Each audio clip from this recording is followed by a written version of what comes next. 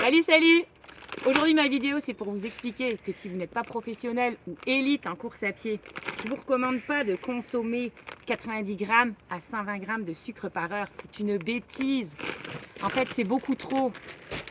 Idéalement je vous conseille de consommer 50 à 60 grammes de glucides pour un rapport 1 pour 1. Donc 50% de glucose, 50% de fructose. Je vous explique ça dans une autre vidéo que je vous mets en référence. Quand vous faites de la course à allure lente, vous consommez majoritairement des graisses, des triglycérides qui sont stockés dans vos muscles. Je vous montre un premier schéma. Vous avez en abscisse le pourcentage de gras à gauche en rouge consommé par le corps, puis en bleu à droite le pourcentage de glucides consommés par le corps en fonction de l'intensité de votre exercice.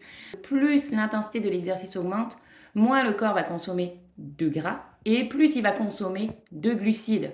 Je vous ai fait un schéma peut-être qui vous parle un petit peu plus en bâtonnet.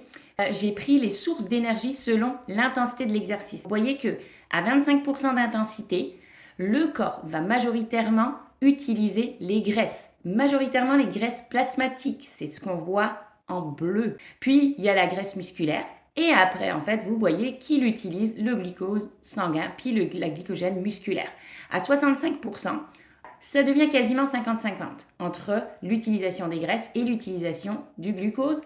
Et finalement, après 85% d'intensité, va majoritairement utiliser le glucose. Puis ça s'explique bien. En fait, le corps a beaucoup plus de graisse en réserve comparé au glycogène de réserve. Donc, quand on est lent, il va favoriser la combustion de graisse.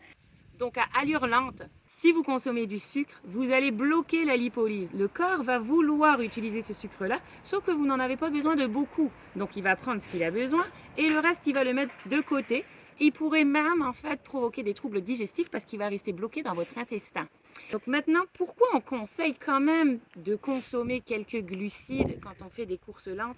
C'est que nos réserves musculaires ont une limite en fait. On est limité entre 300 et 600 grammes maximal.